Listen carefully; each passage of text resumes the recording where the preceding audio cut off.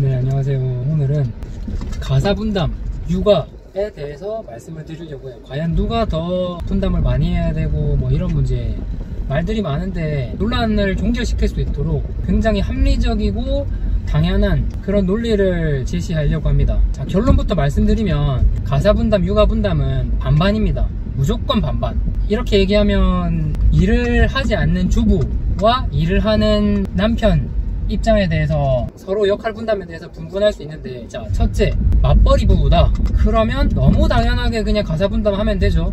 이거에 대해서는 아무 이견이 없을 거라고 봅니다. 서로 피곤하고 서로 시간이 없잖아요. 그러면 그냥 반반씩 딱 하는 게 맞죠. 물론 상황에 맞게 누가 더 힘이 강하냐 세냐, 체력이 누가 강하냐 좋냐, 누가 뭘 잘하냐, 이런 거에 따라서 적절하게 분담을 하면 되는데, 어쨌든 마인드 자체는 반씩해야 된다라는 마인드가 너무 당연하다는 겁니다. 그러면 이제 문제는, 남자는 밖에서 직장 생활을 하면서 일을 하는데 여자는 집에서 살림을 하는 경우, 주부인 경우입니다. 일을 하지 않을 때. 그럴 때 어떻게 가사 분담이나 육아 분담을 반반할 수 있냐, 제가 말하는 거는 퇴근 시간 이후를 말하는 겁니다. 남자의 퇴근 시간 이후. 그러면 남자분들은 이렇게 말을 하실 수가 있을 거예요. 아니, 밖에서 일을 하고 왔는데 피곤하고 돈 벌고 왔는데 일 끝나고 와서까지 또 애 보고 이런 일을 같이 해야 되냐, 이렇게 주장하시는 분도 있을 수 있는데, 이거는 남자분들이 생각을 고쳐 먹어야 되는 거예요. 너무 당연한 얘기입니다. 왜 당연한지 말씀드릴게요.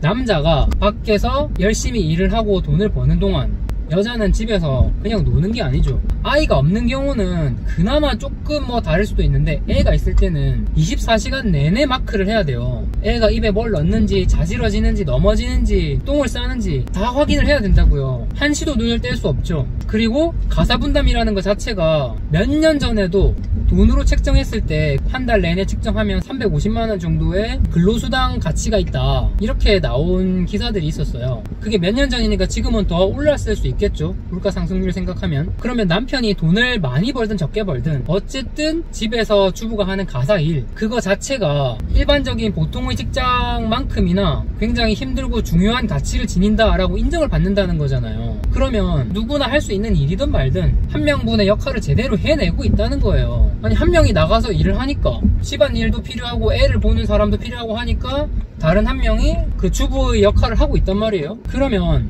남자가 일하는 시간, 그래서 딱 퇴근을 하는 시간, 그때까지 여자도 아침에 일어나서부터 계속 일을 했잖아요. 일의 종류가 다른 거지 계속 일을 했단 말이에요. 그 다음에 남편이 퇴근하면 남자는 그 일이 끝났지만 여자는 그 일이 계속되고 있는 거예요. 그러면 그건 같이 해야죠. 너무 당연한 거 아니에요? 공동의 책임과 공동의 역할 분담이 있는 건데, 남자는 직장 생활을 하는 그 시간에는 그 일을 해야 되니까 거기서 빠지고 다른 일을 하는 거고, 여자는 그 일을 맡아서 계속 혼자 하고 있다가 이제 퇴근했으니까 같이 하는 게 너무 당연하다는 거예요. 그거를 일로 나눠서 남자는 밖에서 일을 하는 거니까 그 역할을 맡아서 일 끝났으니까 이제 쉬어도 되고, 여자는 원래 가사랑 육아를 전담하기로 했으니까 그거 네가 알아서 해라, 이렇게 생각하면 안 된다는 거예요. 왜냐하면 그럼 여자는 퇴근 시간도 없고 심지어 출퇴근도 없이 계속 직장에 있는 거네, 24시간 내내? 그게 아니라는 거죠. 같이 사는데 같이 애 키우고 어떻게 그거를 여자한테 다 맡기나요?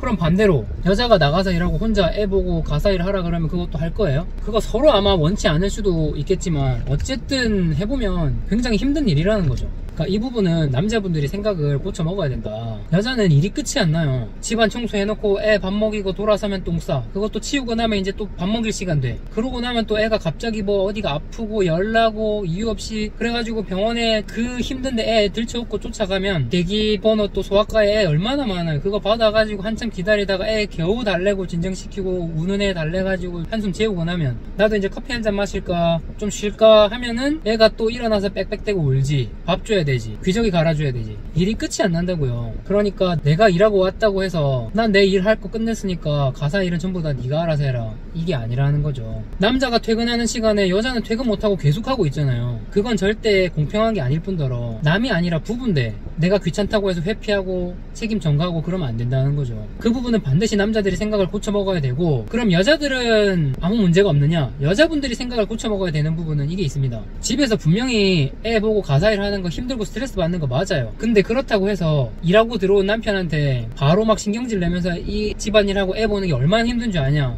근데 왜 이렇게 늦게 왔냐? 이런 식으로 절대 짜증내면 안 됩니다. 일부러 늦고 싶어서 늦은 게 아니고, 회식도 일부러 가고 싶어서 가는 게 아니고, 싫어도 할 수 없이 가는 경우가 많고요. 회사에서 온갖 인격적인 모욕, 서러움, 불합리한 거 이런 거 다 참아가면서 처자식 위해서 돈 벌고 오는 경우가 많습니다. 물론 개 중에는 일부러 애 보는 것보다 일하는 게 편하다면서 야근하고 이런 사람들도 있어요.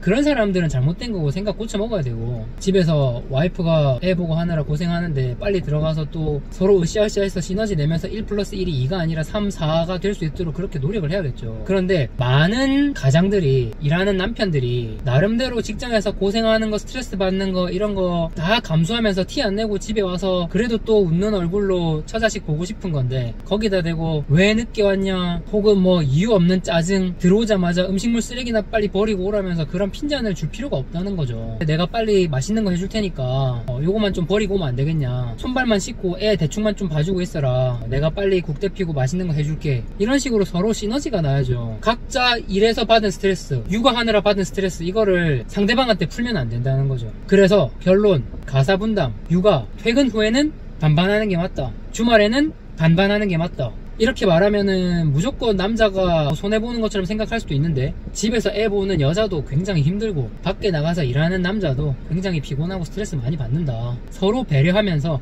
1+1이 3이 되고 5가 되고 이런 시너지를 낼 수 있도록, 이제 이런 말 하면 결혼도 안 해본 게 애도 안 낳은 게 뭘 아는 척이냐 이러실 수도 있는데, 꼭 똥인지 된장인지 찍어 먹어봐야 아는 거 아닙니다. 간접적인 경험을 통해서도 얼마든지 알 수 있고, 당연히 합리적인 거잖아요. 그냥 상식적으로 생각해봐도 알 수 있는 거잖아요. 이거는 경험을 해봐야지만 알 수 있는 어떤 감정적인 부분이 아니라 너무 당연한 거예요. 내가 뺨을 맞아보지 않았지만 직장에서 직장 생활을 해봤을 때 미루어 짐작컨대, 직장 상사가 내 뺨을 때리면 당연히 말도 안 되고 억울하고 기분 더럽고, 신고하고 싶지만, 인사팀에 이런 데 신고하고 싶지만 나중에 불이익을 받을 것 같고 진급에서 누락될 것 같고, 이런 불안함 때문에 함부로 당당하게 얘기할 수 없다는 거, 미루어 짐작해서 다 알 수 있는 부분이죠.